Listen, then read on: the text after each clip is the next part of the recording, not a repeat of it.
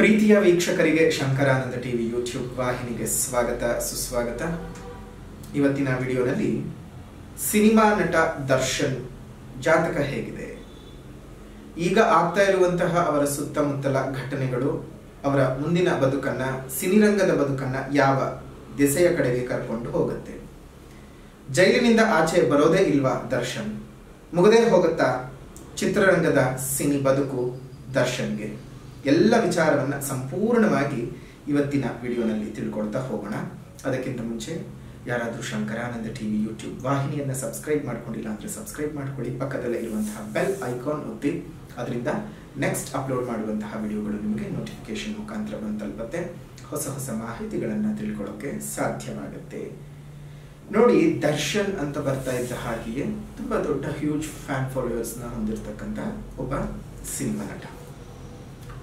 ಕಾಲಕ್ಕೆ 2 ವರ್ಷಕ್ಕೊಮ್ಮೆ ಆದ್ರೂ ಕಳೆದ 14-15 ವರ್ಷಗಳಿಂದ ಏನಾದ್ರೂ ಒಂದು ಕಾಂಟ್ರವರ್ಸಿಗಳಲ್ಲಿ ಸಿಕ್ಕಾಕೊಳ್ತಾನೆ ಇರುವಂಥದ್ದು, ಏನಾದ್ರೂ ಒಂದು ವಿವಾದಗಳು ತನ್ನ ಮೈ ಮೇಲೆ ಹೇಳ್ಕೊಳ್ತಾನೆ ಇರ್ತಕ್ಕಂಥದ್ದು, ಇದು ನಡ್ಕೊಂಡು ಬರ್ತಾನೆ ಇದೆ.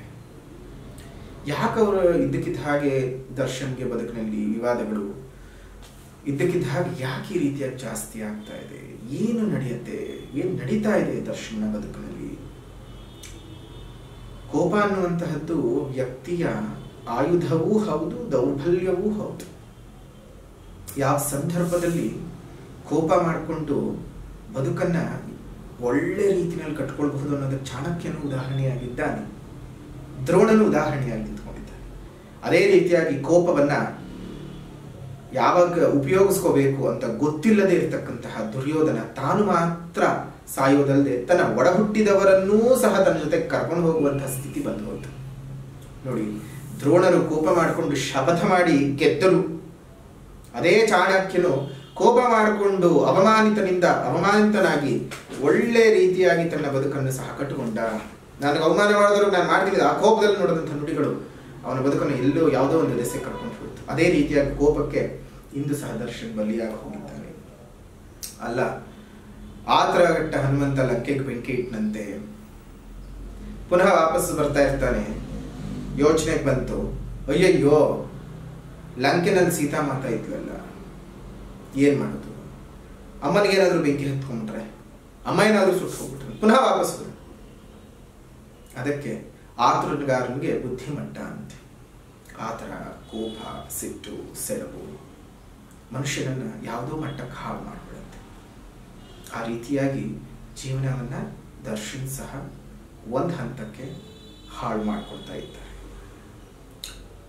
ಇಲ್ಲಿ ಯಾರು ತಪ್ಪು ಅಥವಾ ಯಾರು ಸರಿ ಅಂತ ಹೇಳೋದಕ್ಕೆ ಖಂಡಿತವಾಗಿಯೂ ಅದು ನಾವು ಹೇಳಬಾರದು.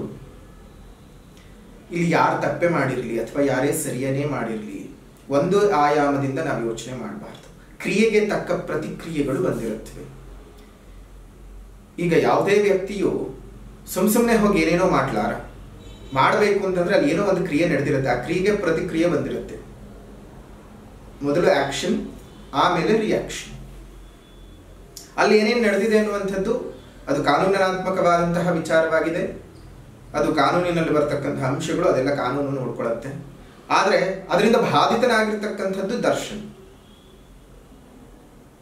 ದರ್ಶನ ಮುಂದಿನ ಜೀವನ ಹೇಗಿರಬಹುದು, ದರ್ಶನ ಮುಂದಿನ ಜಾತಕ ಏನ್ ಹೇಳ್ತದೆ, ದರ್ಶನ ಜಾತಕದಲ್ಲಿ ಏನಾದ್ರೂ ಲೋಪದೋಷಗಳಿದ್ದಾವ ಅದನ್ನೆಲ್ಲ ಗಮನಿಸಿ ದರ್ಶನ್ ಜೀವನ ಇಷ್ಟೇನಾ, ಯಾಕಂದ್ರೆ ಅಷ್ಟೊಂದು ಘನಘೋರವಾಗದಂತಹ ಆಪಾದನೆಗಳನ್ನ, ಆರೋಪಗಳನ್ನ, IPC ಸೆಕ್ಷನ್ಸ್ ಗಳನ್ನ ಹಾಕಿರತಕ್ಕಂಥದ್ದು ದರ್ಶನ್ನ ಮೇಲೆ.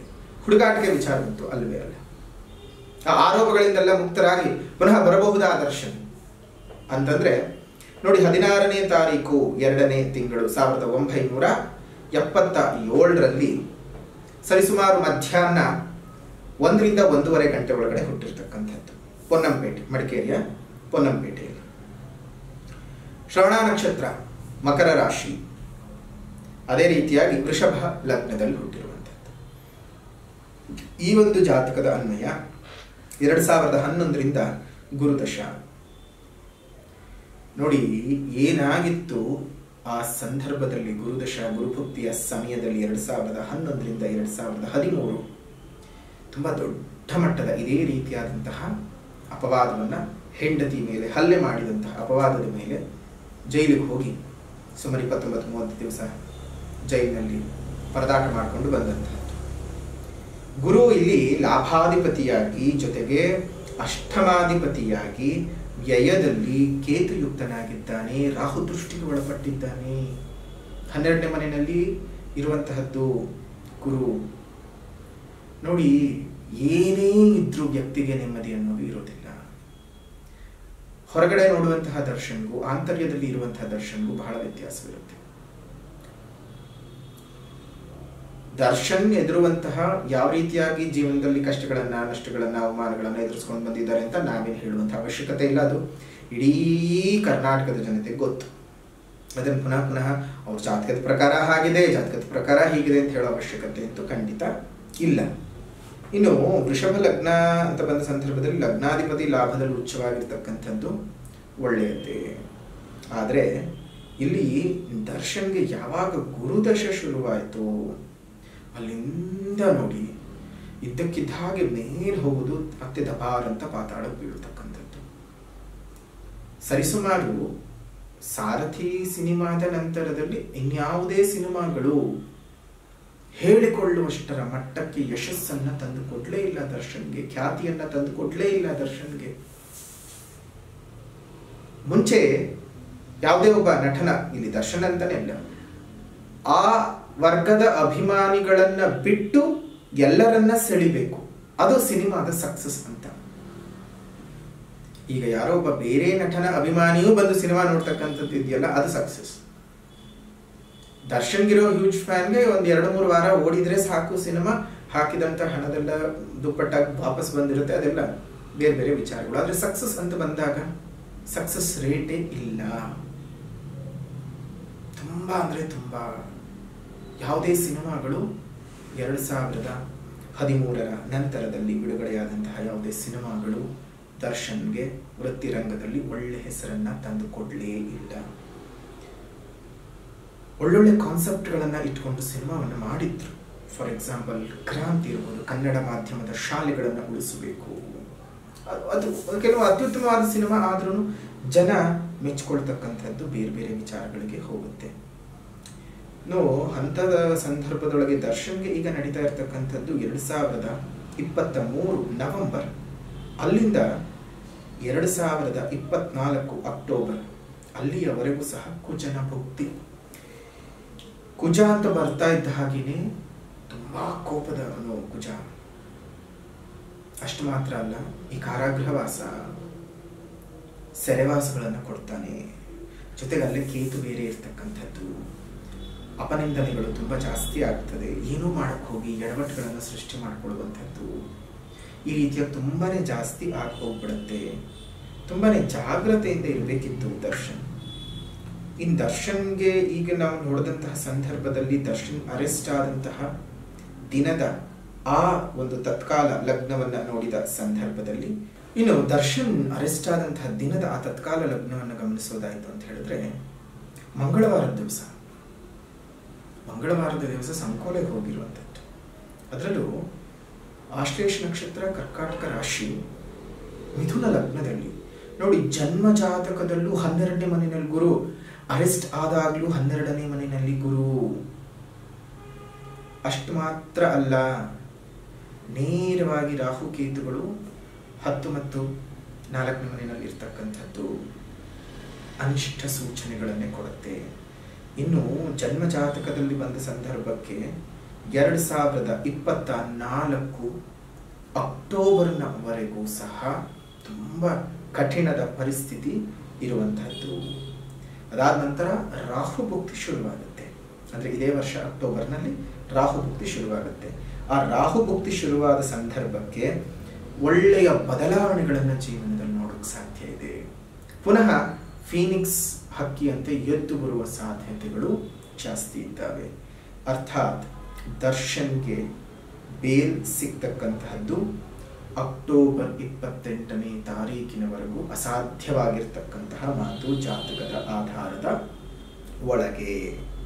ಅಂದ್ರೆ ಅಕ್ಟೋಬರ್ವರೆಗೂ, ಅಂದ್ರೆ ಈಗಾಗಲೇ ಜುಲೈ, ಆಗಸ್ಟ್, ಸೆಪ್ಟೆಂಬರ್, ಅಕ್ಟೋಬರ್ ಹತ್ರ ಅಕ್ಟೋಬರ್ 28 ಅಂತ ಹೇಳಿದ್ರೆ ಅಕ್ಟೋಬರ್ ಪೂರ್ತ, ಇನ್ನು ನವೆಂಬರ್ ಫಸ್ಟ್ ವೀಕೆ, ನವೆಂಬರ್ನ ನಂತರದಲ್ಲೇ ಏನಿದ್ರು ದರ್ಶನ್ಗೆ ಒಂದಿಷ್ಟು ಬೇಲಾಗುವ ಸಾಧ್ಯತೆಗಳಿದ್ದಾವೆ. ಅದಾದ ನಂತರ ಸಿನಿಮಾ ಕರಿಯರ್ ಒಂದ್ ಸ್ವಲ್ಪ ಪುನಃ ಮೇಲ್ ಹೋಗುತ್ತೆ.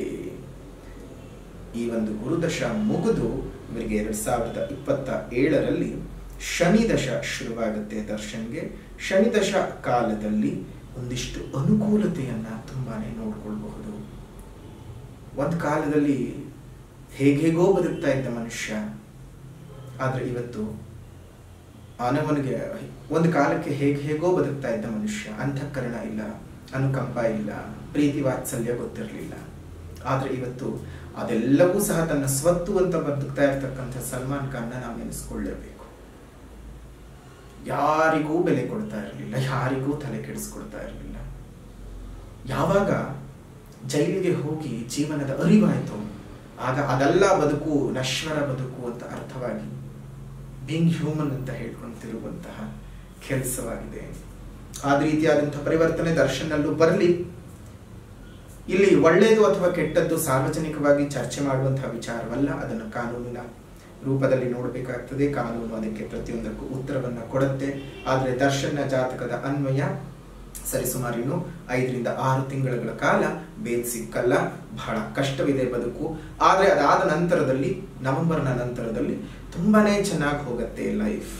2027ರ ನಂತರದಲ್ಲಿ ಇನ್ನೂ ಸಹ ಉತ್ತಮವಾದಂತಹ ಜೀವನನ್ನ 2027ರ ನಂತರದಲ್ಲಿ ಇನ್ನೂ ಉತ್ತಮವಾದಂತಹ ಜೀವನವನ್ನು ದರ್ಶನ್ ನೋಡೋದಕ್ಕೆ ಸಾಧ್ಯ ಇದೆ.